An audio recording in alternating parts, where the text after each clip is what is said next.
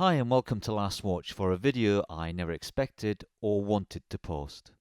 If you're a fan of the channel, then you'll know that a couple of months ago at the very beginning of March, I took delivery of my very first entry-level luxury watch. That was the Tudor BlackBay 58. You can see that unboxing by clicking the link above. If you're not a fan of the channel, then please do me a favour and subscribe now and start liking my videos.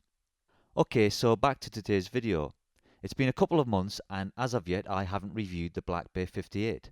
That's something that my regular viewers are well aware of, as I keep getting messages asking me when is the review coming.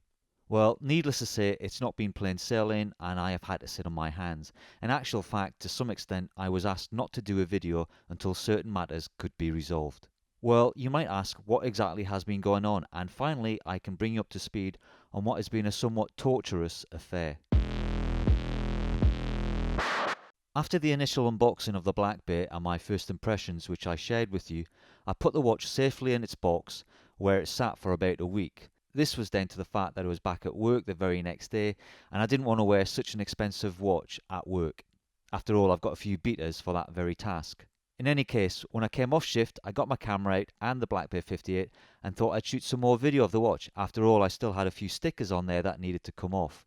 Now, most of the stickers came off the watch without any issues, those being the blue plastic type on the bracelet and the clasp. The QR code on the side of the case was a bit more problematic. It was as I was trying to remove the QR code that I noticed some very fine vertical scratches on the side of the case near the left hand bottom lug. Now, at first I thought there was maybe still an invisible plastic film on the case and that these micro scratches were on the plastic, but it became fairly apparent that the scratches were indeed on the actual mirrored side. Now, you won't be at all surprised to know how quickly I managed to box up the BlackBay and get it back to the AD in Edinburgh so that they could have a look at it. I was, after all, very much aware of their returns policy and didn't want to leave things too late. Brian, the manager at Fraser Hart, which is where I bought the watch, was more than happy to see me and help me out. I should add that Brian is a total watch geek and is more than happy to spend an hour with me chatting about watches and letting me try on just about anything they have in the shop. That's part of the reason why I chose to buy my watch through his store. There was never any hard sell and he got me the watch in the time that he had promised. Now, Brian looked at the watch and accepted that there were some light scratches on the case. He offered there and then to do a quick polish in the shop. Now, I kind of twisted my face a little at the thought of this. I mean, I had paid full retail for this watch and waited 2 months for delivery. If it was ex-display or sold to me at a discount, then I may have thought differently. But hey, I'd paid for a luxury product. Was it too much to ask that the watch should be perfect? Obviously, Brian picked up on my reluctance and we both agreed that the watch should go back to Tudor for a proper factory polish. He told me that this would take about 4 weeks. I figured another month wouldn't be such a struggle. So the 4 weeks flew by. In actual fact, it was closer to 5 and getting towards the end of April. I thought it might be a good idea to chase things with the store and see how things were going with the watch. I should add that I also had a trip planned and I figured it would be sod's law that my watch would turn up whilst I was out the country. I called Fraser Hart on the Saturday of the Easter bank holiday and the sales assistant confirmed that they had taken a delivery that very morning and my watch was part of the consignment. I was working that weekend and was flying to Germany on the Easter Monday following, but I was desperate to get the watch home, so I bent over backwards and popped into the shop on Sunday during a lunch break to pick up the watch. I hope you're managing to follow all of this. Now, when I got to Fraser Hart, in my haste, I hadn't taken my glasses with me. I asked the female assistant if the watch was perfect and her response wasn't that convincing. As I suspected things might not be as they should be, I decided not to wear the watch but actually left it in the delivery case that it had arrived in from Tudor. A good decision on my part, as I would soon find out. I got the watch home, switched on my studio light and put my glasses on. You can imagine my dismay when I saw the state of the watch case.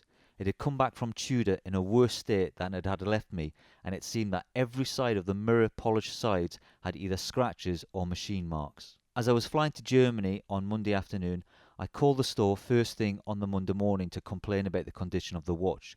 Unfortunately, the manager Brian wasn't around and the assistants in the store said that they wouldn't be able to help me. I think it's safe to say it was beyond their pay grade, and in any case I wanted to speak to Brian and not a third party. As I was going to be away for a week, I decided to email Brian in the hope that he could sort something out before my return. I explained that the condition of the watch was not what I would consider to be a luxury finish and questioned whether the watch had actually gone to Tudor to be fixed. If this was the case, then obviously I wouldn't be happy for it to go back to Tudor for another polish. I said categorically that although I loved the BlackBay 58, I no longer wanted to keep that particular watch. I wanted a replacement watch, and if that wasn't possible, then I would be looking for a full refund of the purchase price. I did add a photo showing the condition of the watch and awaited a response. Brian got back to me and explained that the watch should go back to Tudor for them to make a decision on what should be done with it. Now this is quite interesting, as basically what is inferred here is that Tudor hold all the power, not the retailer. Brian even suggested that if Tudor decided not to fix the watch, then he would be left with a watch that he couldn't sell. A week passed, and on my return I headed back to Fraser Hart with the BlackBay and also everything that had come with.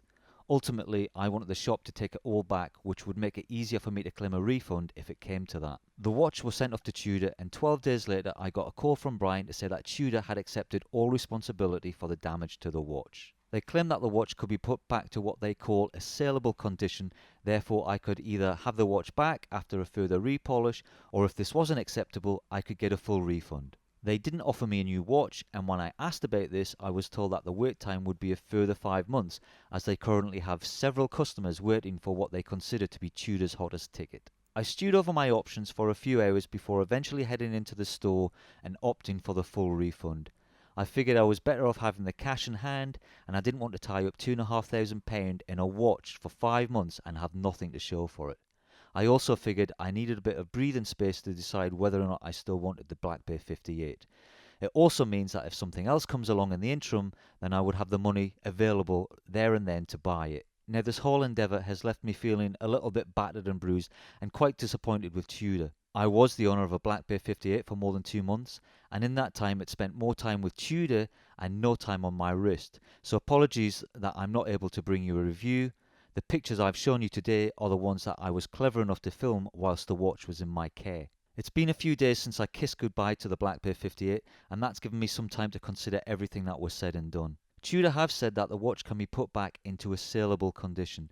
This means that someone else will be buying my watch after its repair as a brand new watch, not knowing that it's been repolished twice. Also, why didn't the AD or Tudor try to keep my business?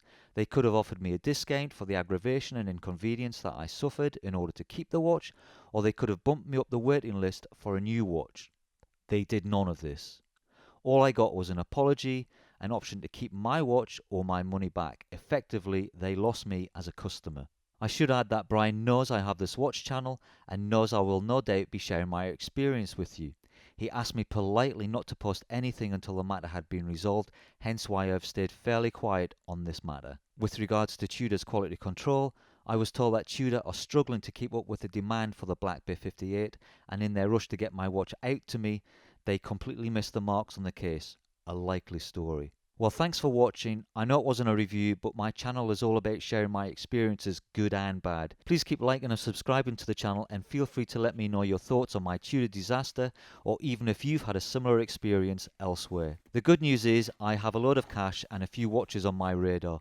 I'm trying to decide currently between 3 different Seikos, or possibly my first British watch, the Smith's Everest, and maybe even a digital watch of the square variety. In any case, whatever I decide, you'll be the first to know. Keep watching, and I'll see you all soon.